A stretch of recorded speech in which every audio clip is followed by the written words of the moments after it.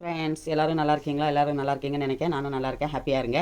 இன்றைக்கி வந்து நம்ம பொரிக்கு வந்து மண்டைக்கு உசிலி செய்கிறோம். அதுக்கு சைடிஷ் வந்து நம்ம பக்கோடா செய்ய போகிறோம். அந்த பக்கோடாக்கு என்னென்ன பொருட்கள் தேவை பார்க்கலாம் வாங்க. செய்முறை பார்க்கலாம். இப்போ நம்மளுக்கு ஒரு 6 ஆனியன் 6 வெங்காயம் நம்ம பொடிசாக கட் பண்ணி நல்லா கையால் உருத்திக்கணும். நல்லா உருத்தி எடுத்துக்கணும். 6 வெங்காயம், அப்புறம் கடல மாவு 2 கப்பு, 2 கப்பு கடல மாவு, அப்புறம் மிளகாத்தூள் 1 ஸ்பூனு, மஞ்சத்தூள் 1/4 ஸ்பூனு, அப்புறம் இது ஓமம் கொஞ்சம் போட்டுக்கலாம் டைஜஷனுக்கு. ஓமம், அப்புறம் கொஞ்சம் சோடா, இட்லி சோடா, ஒரு சிட்டிகை இட்லி சோடா, தேவையான பொடி உப்பு.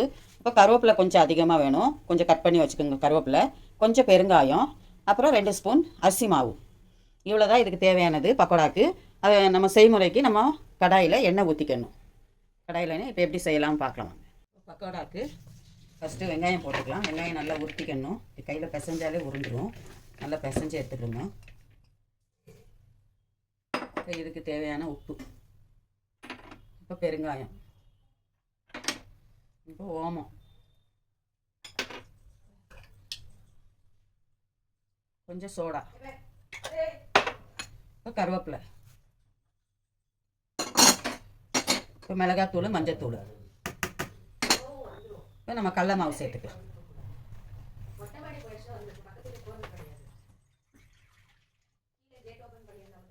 இப்போ கொஞ்சம் கொஞ்சமாக தண்ணி தெளித்து நம்ம இதை பக்கோடா பக்குவத்துக்கு எடுத்துக்கலாம்.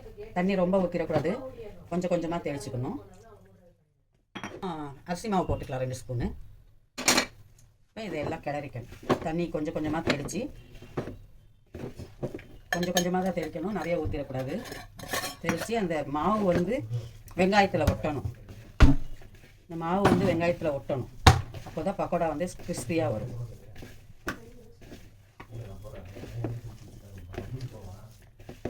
இப்போ இவ்வளோ தான்.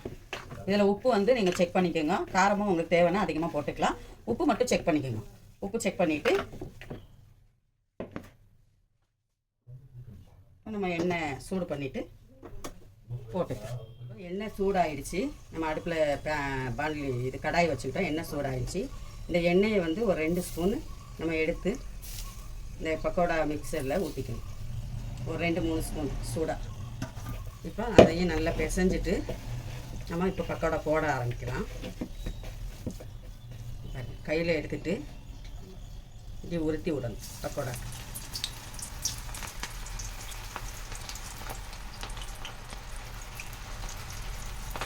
கோல்டு வின்னர் தான் ஊற்றிருக்கேன். உங்களுக்கு செக்கில் ஆட்டின எண்ணெய் இருந்துச்சுன்னா செக்கில் ஆட்டின எண்ணெய் ஊற்றிக்கலாம்.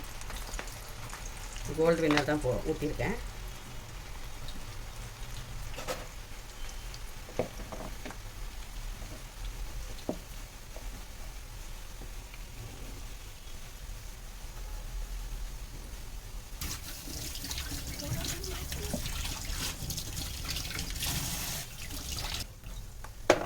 நம்ம பக்கோடா கையில் உருட்டி போட்டுட்டோம். இப்போ இது வேகணும். நல்லா இந்த மாதிரி கிளறி விடுங்க. நல்லா வேகணும். கிறிஸ்பி ஆகிற வரைக்கும் நம்ம இதில் செய்யணும். பக்கோடா நல்லா வெந்துடுச்சு. நல்லா கிறிஸ்பியாக கலர் சேஞ்ச் ஆகிடுச்சு பாருங்கள். இந்த ஸ்டேஜில் நம்ம பக்கோடாவை எடுத்துடலாம். நல்லா மொறு மொறுன்னு நல்ல டேஸ்ட்டாக இருக்கும்.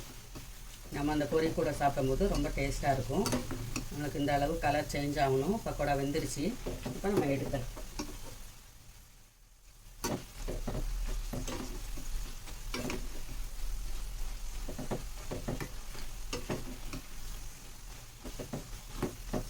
நல்லா மொறு மொறுன்னு ரெடி ஆகிடுச்சு.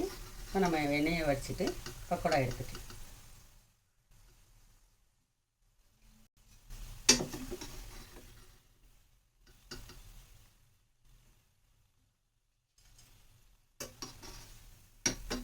வீட்டில் கீழே கொஞ்சம் டிஷ்யூ போட்டுக்கிட்டிங்கன்னா அந்த எண்ணெய் வந்து அந்த டிஷ்யூ இழுத்துரும். அதுக்கு தான் கீழே டிஷ்யூ போட்டிருக்கேன்.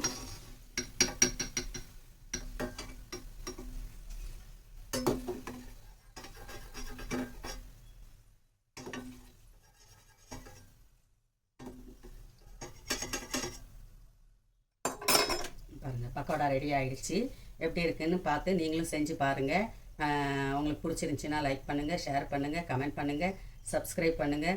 எங்கள் பெப்பர் சமையல் சேனலுக்கு சப்போர்ட் பண்ணுங்கள். இன்ஷால்லா அடுத்த வீடியோவில் பார்ப்போம். உங்களுக்காக நான் துவா செய்கிறேன், எங்களுக்காக நீங்கள் துவா செய்யுங்க. அஸ்ஸலாமு அலைக்கும். வெங்காய பக்கோடா ரெடி.